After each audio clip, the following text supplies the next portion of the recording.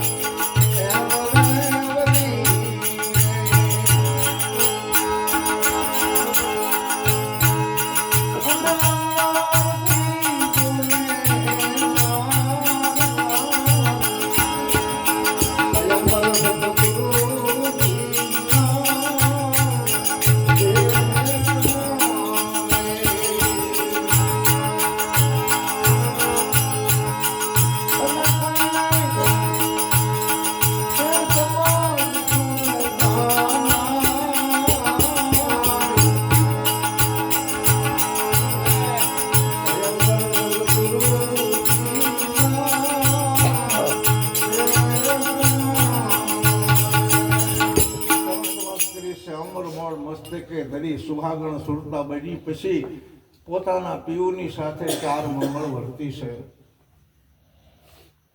અને 4 મંગળની અંદર જ્ઞાન આપણને પણ સંપ્રત થાય છે 3 મંગળ મૂર્તિઓ પર ફરતો હોય અને ચોથા ફેરે જ્યારે કન્યા આગળ થાય એટલે લગ્ન પૂરા થાય બરાબર જ્યાં સુધી સદગુરુ મહારાજ આપણને શબ્દ આપે કે આ તને આટલું નથી આવડતું અને જ્યારે સુરતા જાગૃત થઈ અને આગળ થઈ ચોથા ફેરે ત્યાં તો જપો જપ બોલવા માંડી ગયા ભાઈ મારા વાત અને એને જ્ઞાન પ્રાપ્તિ થઈ ગઈ આમ તમે જુઓ જાગૃત છૂટતા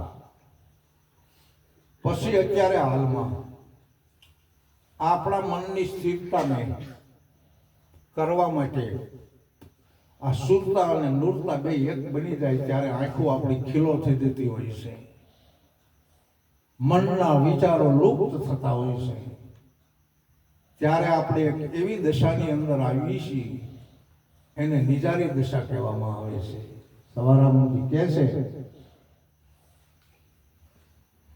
કે આ નાવ છે નિજારી પુરુષનું એની ચાવી સદગુરુ મહારાજ જાણે આપણને મળેલું પંચભૂતનું આ નાવડું છે આ તો નિજારી પુરુષે આપણને આપ્યું છે તો આને કઈ તાળો ન પડવો જોઈએ નહીતર ભવસાગરનું પાણી આમાં ગીરી જાય તો નાવડાનું શું થાય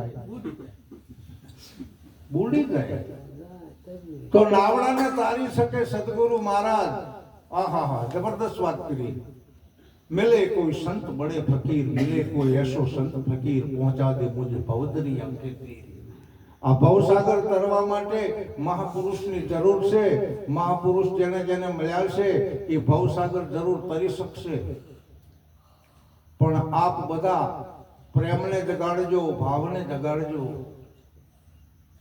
અને સંતો આપણા ઘરે આવે એના સમાન બીજી કોઈ તપસ્યાની કોઈ જરૂર નથી હોતી આપણા પાસે 3 તપ ને 5 પ્રતિજ્ઞા ને 1 સદગુરુ મહારાજનું વચન તો છે આમ જો નવધા ભક્તિ કરતા કરતા આપણે આપણા જીવનની અંદર સંતોની પધરામણી ઘરે થતી હોય અને સંતો આપણને સત્સંગ સંભળાવતા હોય ગમે ત્યાં બેઠા હોય તો સંતોનો સત્સંગ તરત ચાલુ થઈ જતો હોય છે અને આપણે કંઈક શ્રવણ કરવાનો છે કંઈક આપણા અંતરના ઊંડાણની અંદર ઉતારવાનું છે અને આપણે ઉતારશું તો ખરેખર આ ભવસાગર તરતા આપણને વાર નહીં લાગે ભલે આપણું શરીર અનિત્ય છે નિત્ય તો આત્મા છે ને આપણને આત્માની ઓળખાણ થઈ હોય તો ખબર પડે કે અનિત્ય આપણું શરીર છે ઠેકાણું નહીં આનું પણ નિત્ય તો આત્મા છે ને અત્યારે હાલમાં આપણામાં તમે જુઓ બોલતા પુરુષની આ બેહદ વાતો પરખે કોઈ પ્રભુનો પ્યારો સુખરામ કહે સ્થિર મહેલમાં બોલવા છતાં 52 બારો પંચભૂત પછી પ્રકૃતિ 3 ગુણ 10 ઇન્દ્રિયો અને 5 પ્રાણ અને 4 અંતકરણ. આ 52 વસ્તુનું બનેલું શરીર છે. ગણતરી કરજો. પંચભૂત પછી પ્રકૃતિ, 3 ગુણ 10 ઇન્દ્રિયો અને 5 પ્રાણ અને 4 અંતકરણ.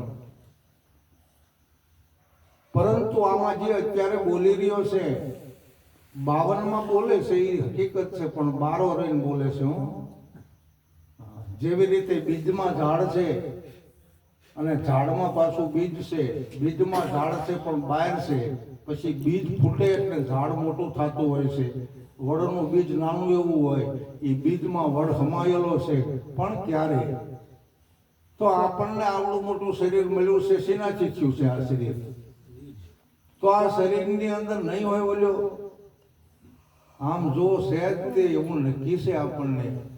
હા, हमसे ब्रह्म, ब्रह्म से माया, माया सकल संसारा, इस विद हम है सब में बीज वृक्ष विस्तारा, हम है जोगी अलग नादी पार ब्रह्म से पारा, नाम रूप गुण नहीं हमारा कबहू न धरू अवतारा. निराज महाराज बोले છે. પણ નિરાજ મહારાજે ગુણની વાત કરતા કરતા એક કીધું છે કે સુગમ સુગમ સાંભળ્યો મારા માથે સદગુરુ હોય તો છે જ. અરે બરાબર, પણ દૂર મતિયાનું કામ નથી. અરે અરૂપ છે પણ રૂપ અનુપમ. બરાબર, આ અરૂપ છે પણ રૂપ અનુપમ દર્શી હોય એ દેખે, એ પાસે છે પણ પીસી શકે નહીં એવો અગમ લેખે. સુગમ સુગમ સાંભળ્યો વાલો જેને સિદ્ધ સદગુરુ હોય તેને, જેના માથે ગુરુ હોય એને આ સાંભળ્યો એકદમ સરળ છે જાણવા માટે. રામ નામ હૃદયમાં રાખો સદગુરુ જેના સાથી, નિરાત નામ નિરખો દિલ અંદર પરાપારની દાખી આવો. સુગમ સુગમ સાંભળ્યો વાલો. અરે સદગુરુ મહારાજ તમારા સાથી બનીને આવે, જેવી રીતે કૃષ્ણ ભગવાન મારો વાલો પરમાત્મા અર્જુનનો સારથી બની અને રથ હાંકે, તો ભાઈ આપણું શું છે? આમ જો આપણે તો અંદર બેઠા છીએ, બાકી હાંકવા વાળો પધાર્યો છે આમાં. પણ અભ્યાગત બન્યા છીએ આપણે, અને અભ્યાગત રહેવાનું છે. અને જ્યારે જ્યારે કદાચ કંઈક એવું થાય તો આપણે અભ્યાગત બન્યા છે ને, એટલે અભ્યાગતની વાયરે આવ્યા વિના રહેતો જ નથી.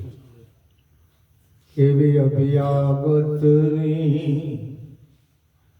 વારે તડો વીઠમાં એમ ભણેલું વાણો વલો ભાણો રે રે. પછી સાંભળ્યું છે ધોળા ગામમાં એ ધનાને મળ્યા ઈરે ટાણા હરિયાવો રે રે.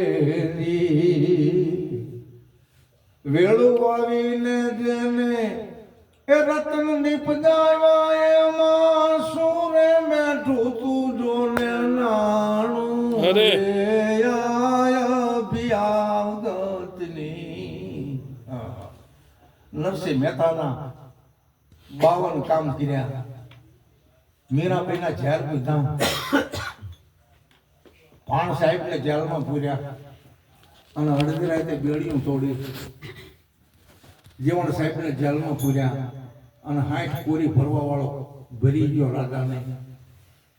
આમ જો જ્યાં સુધી જીવતા જાગતા શરીર હોય ને ત્યાં સુધી કોઈ નહીં માને, પણ એનું કંઈક જયારે પ્રમાણ મળશે ને ત્યારે ભલે આપણું શરીર ન હોય, અરે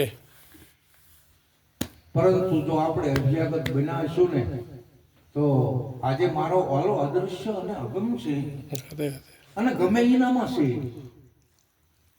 બરાબર, કુંવરીબેનું મામેરું ભીરું આમ તારાદામાં આમ જોવો ને તો નરસિંહ મહેતા પાસે કઈ હતું જ નહીં.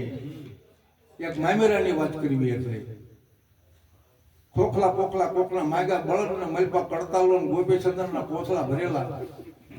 કુંવરબેને કે તારો બાપ મામેરું લઈને આવ્યો. મામેરું નામ જો કુંવરબેની હું દશા થઈ છે. પણ જ્યારે મામેરાનો ટાઈમ થયો ત્યાં તો એવા મહાપુરુષો પધાર્યા, માથે પોટલા લઈ લેની, હોનું ની ચાંદીની કપડાનો. ઓહો હો. કુંવરબેનું મામેરું એટલું બધું પૂર્યું તો એ હકાવાલા અને નાગરી નાયક બધી જોઈ રહી કા શું કે આ નરસિંહ મહેતા જેવું કોઈ મામેરું ન ભરી શકે. અને અત્યારે હાલમાં નાગર કોમની અંદર મામેરું બન છે. ક્યાંથી આવ્યું હશે, કોણ શું લાવ્યું હશે, કેવી રીતે લાવ્યા હશે, આવો એક દાખલો આપણને સાંભળવામાં આવે છે, આપણે જોયું નથી. હોનાની થાળી અને હોનાના વાટકે હોનાના બાજોઠે જો નરસિંહ મહેતા પોતાના બાપનું હરાજ કરે અને નાગરિક કોમને થાળી વાટકો અર્પણ કરી દે હોનાના, તોય નાગરિક નાયકને નક્કી ન થયું. બરાબર. નરસિંહ મહેતાના પ્રગટ પરચા પૂરા છે 25-50, તોય નાગરોને નક્કી થયું નહીં. દુભાઈવા હરિકેરા દાસા, હે મન તું દઢ કરી લે વિશ્વાસા, તો તારી પૂર્ણ હો જાય આશા. સદગુરુ હે સાચા, હે સાચા, હે સાચા. બોલો સદગુરુ મહારાજ.